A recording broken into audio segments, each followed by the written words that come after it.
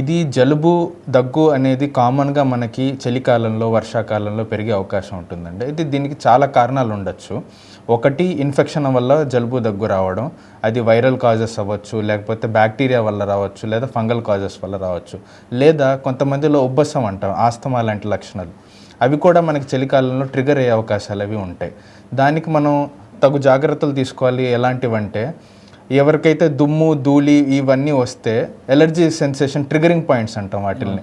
అది ట్రిగర్ అవ్వడం వల్ల సడన్గా ఆయాసం రావడం, దగ్గు, జలుబు. సో వాళ్ళు ప్రాపర్గా మంచి శుభ్రత మెయింటైన్ చేస్తూ మొహానికి మాస్క్ అది కట్టుకొని అండ్ మంచి జాగ్రత్తలు తీసుకొని వెంటనే ఇలాంటి ఏమైనా లక్షణాలు కనిపిస్తే వెంటనే డాక్టర్ని సంప్రదిస్తే దీనివల్ల మంచి ఉపయోగం ఉంటుందండి. ఓకే డాక్టర్ గారు. అట్లనే ఎక్కువ మంది అంటే చాలా ఆయాసపడిపోతూ ఉంటారు. ఆయాసపడినటువంటి క్రమంలో కొంతమంది అట్లానే మూర్ఖంగా పనిచేసుకుంటుంటారు.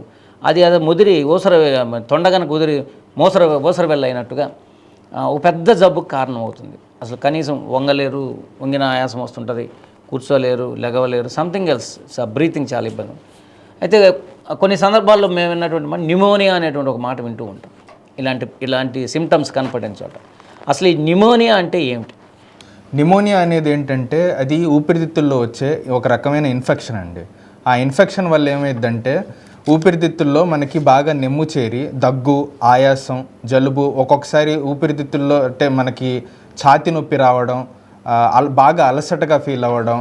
కొంతమంది వయోవృద్ధులు ఉంటారు, ఒక 60 ఏళ్ళు 70 ఏళ్ళు దాటిన వాళ్ళు ఉంటారు. వాళ్ళల్లో కన్ఫ్యూజన్, గందరగోళంగా అనిపించడం, ఇవన్నీ జ్వరం ఎక్కువ ఉండడం, ఇవన్నీ లక్షణాలు ఉంటాయి. ఇలాంటి లక్షణాలు మనకి వెంటనే కనిపిస్తే వెంటనే డాక్టర్ని సంప్రదించడం మంచిది.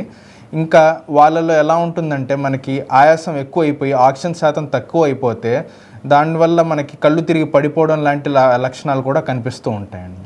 ఓకే డాక్టర్ గారు, మరి అంటే మీరు చెప్పిన లక్షణాలను బట్టి అంటే ఛాతీ నొప్పి అని కూడా వాడారు సార్. అంటే అదొక లక్షణం ఈ న్యూమోనియాలో.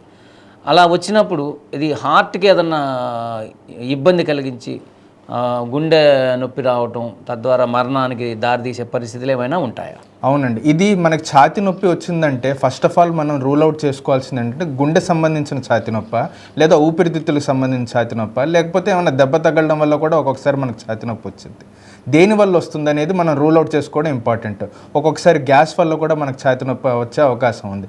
ఇది దేనివల్ల వస్తుంది అనేది మాత్రం వెంటనే మనం వచ్చి పరీక్షలు చేయించుకుంటే తప్ప దీన్ని లైట్గా తీసుకోవడం మాత్రం కరెక్ట్ కాదు.